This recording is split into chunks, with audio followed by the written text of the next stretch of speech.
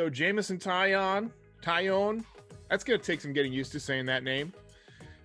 Joins the Yankees. I've heard people call his name like 15 different ways at this point.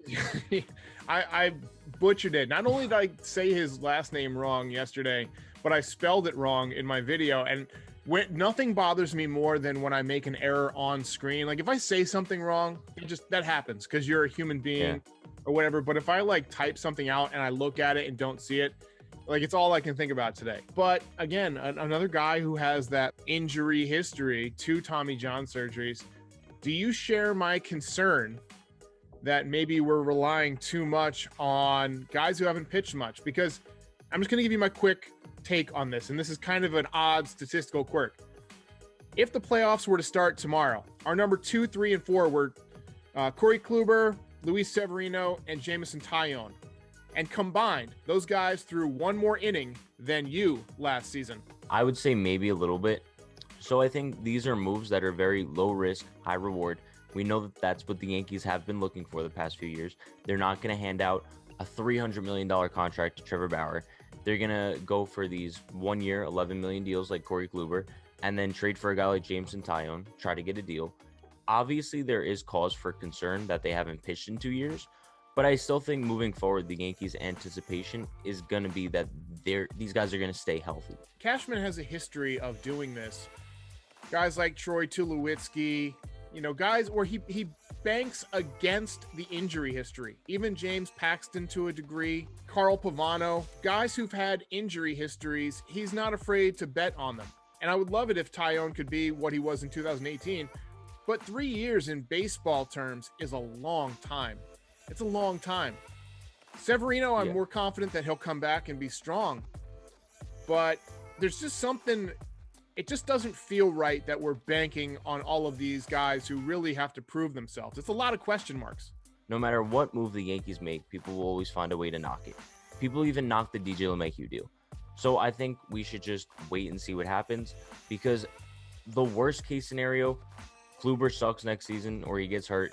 Taillon sucks, he gets hurt. And then what? So what? We lost out on 4 prospects that didn't really have a tremendous future in the organization anyway. And in the case of Kluber, we missed out on $11 million. Like, it's not that serious. Lots of guys come back from Tommy John. Steven Strasburg, Jacob deGrom, Adam Wainwright, guys who come back and dominated. I think that Luis Severino can come back and be Luis Severino. But not many guys come back from 2 Tommy Johns.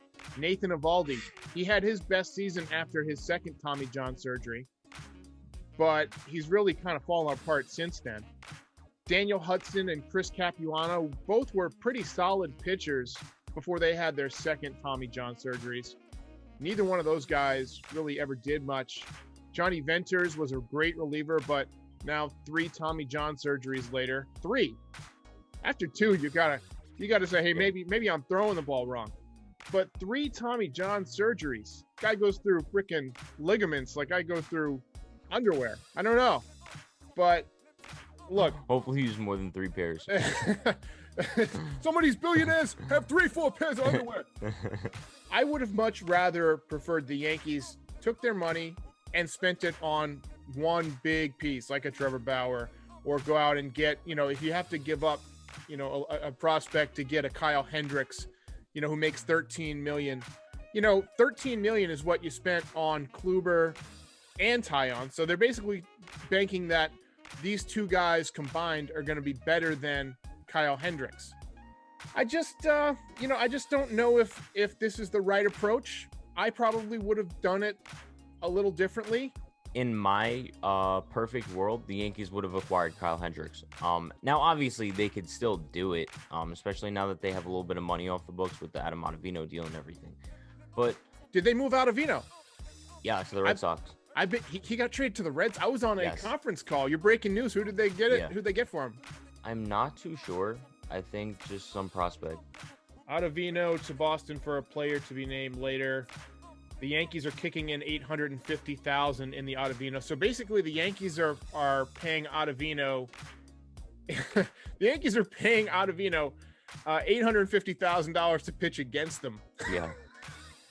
I mean, listen, I'm actually kind of surprised because I thought the Yankees still had faith in him, especially going into next season. Like, I assumed they thought 2020 was only going to be like just a clunker for him, but now they clearly gave up on him. They want to free up some space. And listen, apparently a lot of reporters think this paves the way to bring Brett Gardner back now. Honestly, I'd be fine if they left the budget open to get somebody at the trade deadline. You know, just because you have the money left in your payroll doesn't mean you have to go out and spend it right away. Maybe at the trade deadline, they're, you know, a game up or a game back, and there's somebody sitting out there like a Chris Bryant who you can go out and get for this season, you know, something like that. Yeah.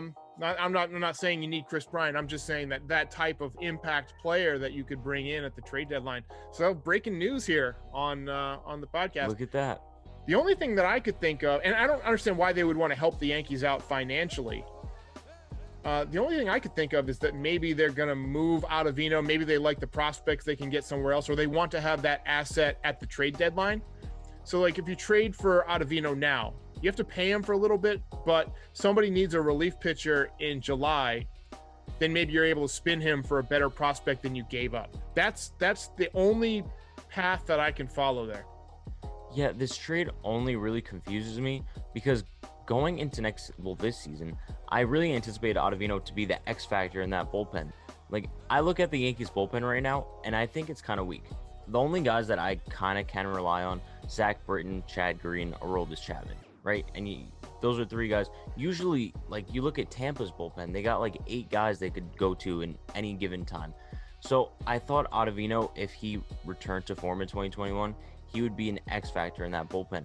I don't want to have to rely on guys like Nick Nelson and Brooks Kriske and Michael King. I don't want to have to rely on them in late game situations, especially Jonathan Loáisiga. I mean, we saw Jonathan Loáisiga in crucial situations in the postseason last year. I don't want to have to see that again this year. So I'm hoping maybe the Yankees go after a guy like Trevor Rosenthal, maybe a Shane Green. I would like someone to replace Ottavino rather than some just a rookie they're going to call from the minor leagues. I'm going to fight you on Jonathan Loáisiga because I think he's got dynamic stuff. I mean, he throws 98 miles an hour with a nasty hook. He's gotten hit around a little bit in the big leagues at times, but I think the Yankees are just waiting for it to click with him, and I think it will at some point. But I could see them adding another reliever. I could see them giving a spot to Nick Nelson. He's got, A+ stuff. But one guy that I think you shouldn't count out in the bullpen is Domingo Germán. If you remember Domingo Germán in 2019, he generally started to get tired around like the 5th inning. Like he struggled as the game went along. But for 2-3 innings, pretty much every time out, he would have a good start. And that's why one of the reasons he had a lot of wins is because he was pretty effective through 5, right? So he would cruise along, and then usually around the 6th inning, he'd give up a 2 or 3 run home run. That's why his ERA was a bit higher, or he'd put somebody on base or whatever. I could see Domingo Germán fitting nicely into that middle relief where Ottavino was, where he throws maybe the 5th and 6th on a day where the starter doesn't come out or doesn't make it deep into the game, or he could pitch like the 6th and 7th, maybe even 6th, 7th, 8th on a day where your bullpen is already taxed. So, and that's one of the reasons I also like Jonathan Loáisiga, is because he came up as a starter, and so he can give you 2-3 innings. All right, we're going to end a couple of quick questions. Over under 15 starts for Jameson Taillon. I'm gonna go with the over. I'm taking the under. I think he's gonna make 8 or 9 starts and he's gonna break down. Oof. Although, I mean, maybe with the fresh arm, maybe he can make it through a season. That might be what the Yankees are hoping for. Let's say over under 20 starts for Corey Kluber. Ooh. I'm gonna say just under. I'm gonna take the over on that. I think Corey Kluber is more likely to be healthy. Just because of his training with Cressy Performance.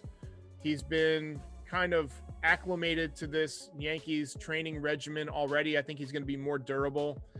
And frankly, he's not had elbow issues, right? It's been mostly shoulder issues. If he strengthens that shoulder enough, I think the Yankees can get more than 20 starts. I don't think he'll make 32 starts, I think they'll probably have to rest him here and there, maybe with some, soreness or whatever.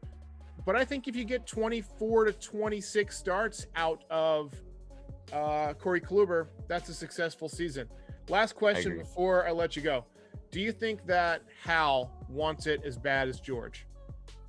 Hell no. I mean, I wouldn't say that there's any competition there. You might disagree. I don't think Hal wants to win the same way his father did. I think he's much more in tune with the business side of things. He's looking to make the Yankees a corporation, and we see that with all these low risk, high reward kind of deals. They don't really want to risk it all to win it, as George would. Yeah, I think you're probably right. I think that Hal, from a baseball standpoint, probably is much more conservative with his moves.